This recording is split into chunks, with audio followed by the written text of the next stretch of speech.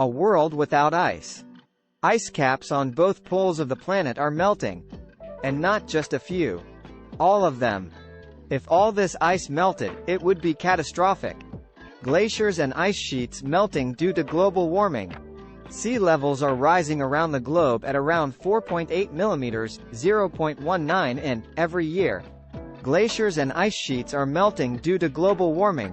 And climate scientists estimate that the average temperature on Earth could increase from the current 14 degrees Celsius, 58 degrees Fahrenheit, to 27 degrees Celsius, 80 degrees Fahrenheit. At this pace, you would witness devastating floods on coastal lands. And parts of the world would be entirely lost to the sea. But if all the world's ice melted away, things would go south fast. Since we're talking about ice, let's start with a cold, hard fact. If all the world's glaciers and ice sheets melted, sea levels would rise an astonishing 65 meters, 213 feet. All over the world, countries with an elevation below this level would cease to exist. Farewell to the Maldives, Singapore and Denmark. Sorry, you never got to visit them. The 37 million people living in those areas would have to evacuate and head for higher elevations. And fast. And a lot of the populated coastlines around the world would have to be evacuated too.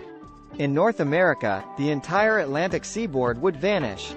That means Disney World in Florida, Walt Disney World becoming underwater world. Wouldn't be a small world. It would be an underwater world. On the west coast, the hills of San Francisco would become a cluster of islands. And the Golden Gate Bridge would stick out from the sea. Until it rusts away and disappears into the ocean.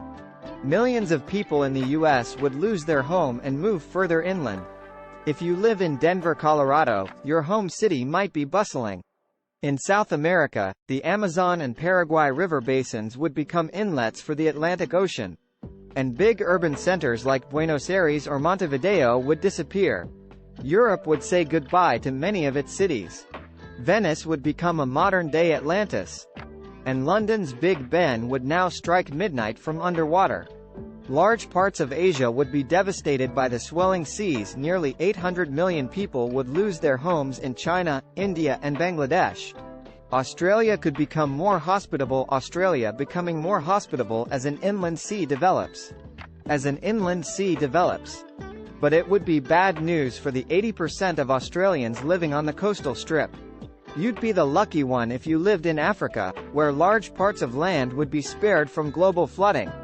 Unfortunately, the world would lose one of the ancient wonders, the Great Pyramid of Giza. It would be swamped by the Mediterranean. But flooding of the continents would only be the tip of the iceberg. The world would also lose 90% of its freshwater. This is how much is stored in the Antarctic ice sheet. This ice water would mix with the ocean and dramatically disrupt its salt levels. Many aquatic animals that have evolved to live in saltwater would go extinct. Diluted water would also impact the ocean currents. The Gulf Stream, which brings warm air to northern Europe, would become weak or even stop. And this would make temperatures plummet in that region. And there's more bad news.